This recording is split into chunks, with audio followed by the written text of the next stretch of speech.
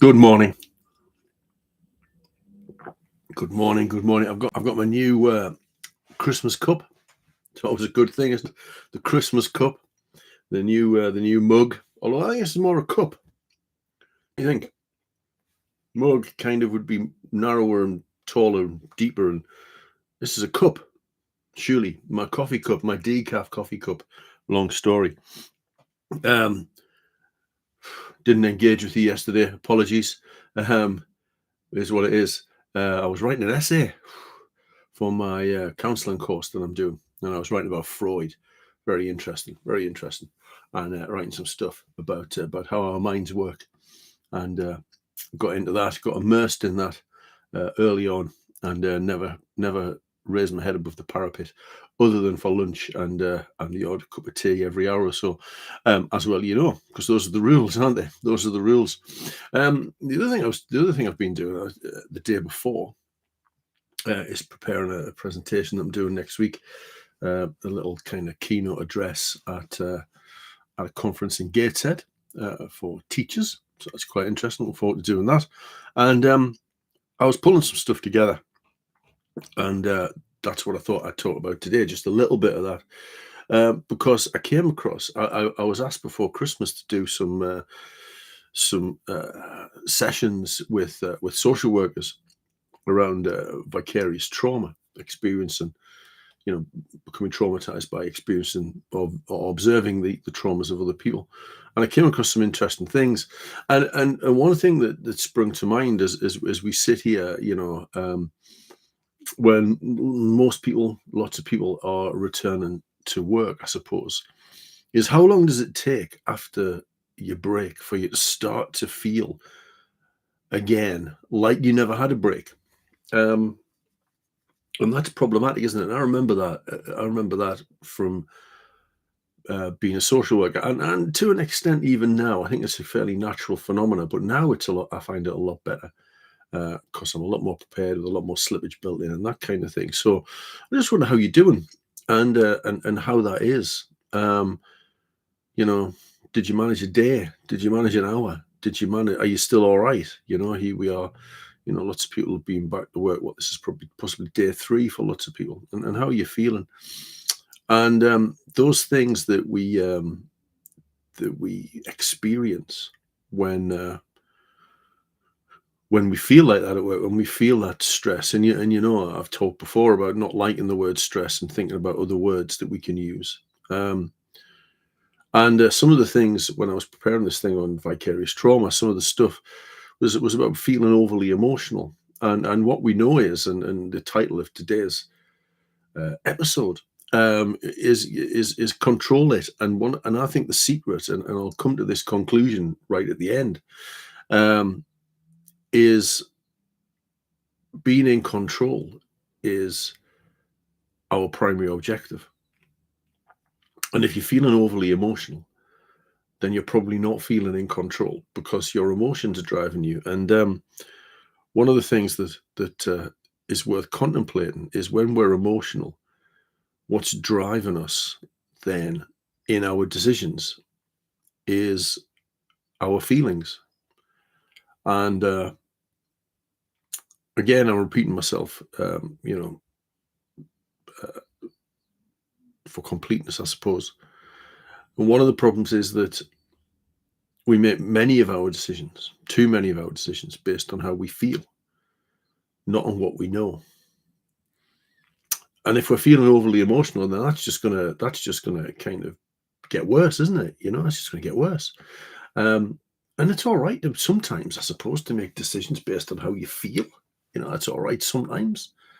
But pragmatic decisions, important decisions, it's probably all right sometimes to say, like, I feel like coffee rather than tea, or, I feel like going for a run rather than going to the gym. Those kind of things, all right, I suppose. But I don't feel like going to the gym. I don't feel like making a healthy meal. They're problematic, aren't they? So we make too many decisions based on how we feel rather than what we know. I know that by buckling down today and working hard, I can get this assignment finished today. I think broke the back of it yesterday. 1,200 words of 2,000. So if I wrote 1,200 yesterday and I didn't work on it all day, I could have worked on it a bit longer in the afternoon. Then I know that if I buckle down, I can get those 800 words written. I could probably proofread it. I'll leave it a day, proofread it again, day two's time. But anyway, I know I can get that done. I don't feel like doing that today. I'm not kind of back to work kind of in the full sense of that just yet. I was doing freelance work Tuesday, but like I say, yesterday and today I've set aside to write this assignment. I don't feel like doing it particularly. I'd rather not be writing assignments. That's the truth of it, isn't it?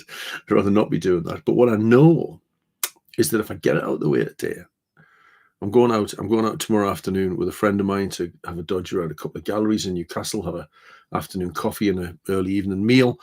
Now, what I know is that if I get this written today, even though I don't feel like it, I'll be able to have a relaxing morning in the morning because I've set tomorrow morning aside as part of I set 2.5 days aside to do this. I've set tomorrow morning aside. I've gone on, I'm getting on better with it than maybe I thought. I've built my slippage in. I know I'm going to get the morning back. I could go to the gym. I could go for a sauna. I could have a lovely relaxing day. Or I can faff about all day and find that I have to spend 2-3 hours in the morning before I go out writing the assignment. So I need to be driven by not how I'm feeling, but what I know to be factual.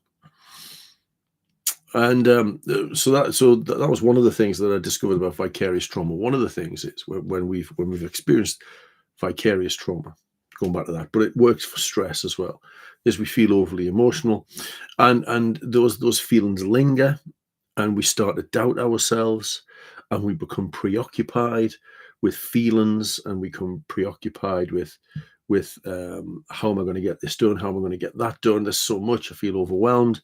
I feel anxious now because I don't know what I'm going to be doing next week. All of those things born out of that emotional content. And then when we feel like that, we then tend to withdraw from our colleagues, we withdraw from our families. And as well, just to be very clear, this is not just about work. I think we can sometimes feel overly emotional, overwhelmed about our home life and the things we're doing at home, the things we do in our private sphere of our lives, our personal time, and often, yeah, I'm thinking about work, I suppose, here, but it works in real life. I was going to say it works in our kind of personal lives as well. Is we end up with, when we're feeling overwhelmed, we end up with a thing called busyness as a proxy. So what we do is we potter on with little things. When you have one of those days where you don't really feel as though you've worked all day but got nothing done because you've not done anything substantial. You've not immersed yourself into any deep work and done anything substantial. That's busyness as a proxy. Rather than dealing with how you feel about the thing that you need to do, rather than becoming that competent pilot that Daniel Goleman talks about, the competent pilot of your life, rather than dealing with your feelings, you ignore them. I had a couple of phone calls to make yesterday. I had a couple of phone calls that I needed to make, and I've been putting them off because I do that as well as everybody does. And I made them yesterday morning. And Christine said, "Oh, you've been busy today, haven't you?" I went, "Yeah," because what I was doing was, I suppose, was putting off starting again. I made them mid-morning. Was starting again with my assignment. I thought, I'll do them phone calls because that means I don't have to launch back into writing about the id, the ego, and the superego. Because while I enjoy writing, I'd much rather be doing easy things because writing's quite difficult, especially writing assignments is quite difficult. So I was busying because I wasn't dealing with my feelings of this is hard, this is difficult. And life is, writing assignments is. So anyway, so we get all these feelings when we're becoming overwhelmed, and came across this thing called the stress detachment model, little theoretical idea. I love a theoretical idea, stress detachment model. And it says that when we've got our job demands, and I'd add into there our life demands, job demands and life demands, the workload that we're experiencing. If we do nothing, we end up in a bad way. We end up feeling anxious, we end up feeling stressed, we end up feeling overwhelmed, all those words associated with stress, we end up like that. But if we put two things in the way One, our personal resources. I'll come on to what they are. But those personal resources are about detachment and about relaxation. So you need to use our personal resources, our knowledge, in order to detach and in order to foster relaxation. Remember David Allen's thing that your ability to get on with stuff, your ability to focus and concentrate is directly proportional to your ability to relax. The more you can relax into something, the more you get done. So there's that one. There's this personal resources by way of detachment and relaxation, and then there are job resources. Job resources, and I suppose in that are our kind of life resources, our family resources. The model was written about work, but I'm just reinterpreting it for like all of life, because as you know, I don't like the work-life balance thing. So your job resources, your home life resources, and so that's the support from your co-workers, support from your family, support from your friends. So if in between the job demands and the workload and the life demands, we put our personal resources by way of detachment and relaxation, and we put our job and family friends resources in the way, then we actually create more resilience rather than creating the problems associated with stress like overwhelm and anxiety. So by putting those two things in the way, what we can do personally to detach and relax, and where we can get support from colleagues, family, friends, then we actually become more resilient. We find strategies to deal with these things. Or our ability to relax means we get on better with the work. We're motivated, we're more focused. So that's really important, isn't it? Because as I've mentioned before, for completeness, I'll mention it again. The two things that, in my view, when I read the happiness literature, the two things that you can break, or two of the main things you can break it down into, are spending time on your own and spending time with people. Well, that's those two things we've just talked about. So self-reflection, observing yourself, becoming aware of your emotions and how to skillfully kind of manage them, not being at the mercy of them. Really important. Taking care of yourself. I often talk about the emotional pillar, physical pillar, and practical pillar resilience. All of those things enhancing your mental well-being, figuring out what you can do in those areas, engaging in that self-care. And I think being realistic about what you can get done, is really important. And this is just as important in your personal life as it is in your work life. We can't do everything, but we can do anything. David Allen. We can't do everything, but we can do anything. So we have to be careful about what we pick. We have to be careful about the anything that we choose to do, because we can't do everything. And we have to make those decisions in our family lives as well, So I think that's important. There was a Spanish study that I came across that said, thinking of all that stuff I've just outlined, they found that within professional workers, the people who had the greatest workload, the people who had the most to do, the people who had the biggest caseloads, if you like, I think it was social workers, the study was, I have to go back and check that. They were the ones that put those strategies into practice the least often. So there's something about the deeper we go into the workload, the greater the workload becomes. And some of that is what we do at home as well. The less likely we are to do these things. And I've fallen into that trap myself. I often fall into that trap kind of in the run-up to the Christmas break. Mid-October through to November is probably the busiest month and a half of my year. And what I find is the things that I give up in order to do the stuff that needs to be done are going for the run, going to the gym, eating well, doing my yoga, doing my meditation. Those are the things that suddenly start to slip.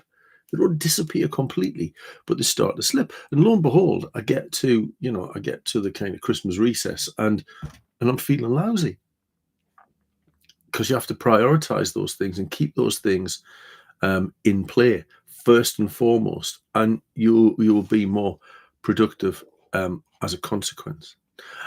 And the one thing that I said earlier, just to kind of finish with, is I was talking about, I think I mentioned resilience, which I often mention, and I mentioned control. And as you know, resilience is not about how you endure, it's about how you recover. It's not static, it's dynamic. You don't just bank loads of it and then use it up and then bank some more. It's dynamic. You develop a sense of resilience. You develop the ability to be resilient. You don't just bank it and then use it, and then bank it, then use it. And it fluctuates depending on how you're feeling physically. It fluctuates on how you're feeling emotionally. So we've got to control those things. So we've constantly got this feeling, this experience of resilience at our disposal, I suppose, this core of resilience available to us all the time, which will sometimes feel more available to us than others. But we've got to constantly work on it. I hope that's making sense. I've never tried to say that out loud, really, that concept. So I hope that works. So building this resilient core, let's call it that, needs to be done before we need it. So you've got to be doing all these things before you need them. And for me, this is the kicker, I suppose. For me, the significant part of resilience is the ability to remain in control.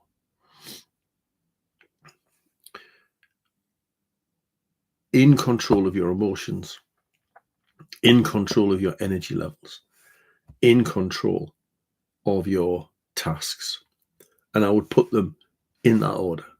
And I've probably done that with you before. In control of your emotions. Remaining in control of your emotions will make you resilient.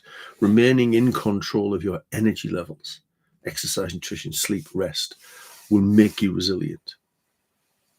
And remaining in control of your time and your tasks, time to task, time, task, place, will make you resilient, will enhance that fundamental foundation of resilience that you can springboard off to get all them things done.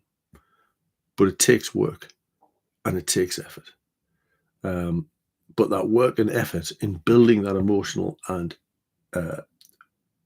physical resilience, that energy, will pay dividends when it comes to dealing with time and task, whether that's at work or at home.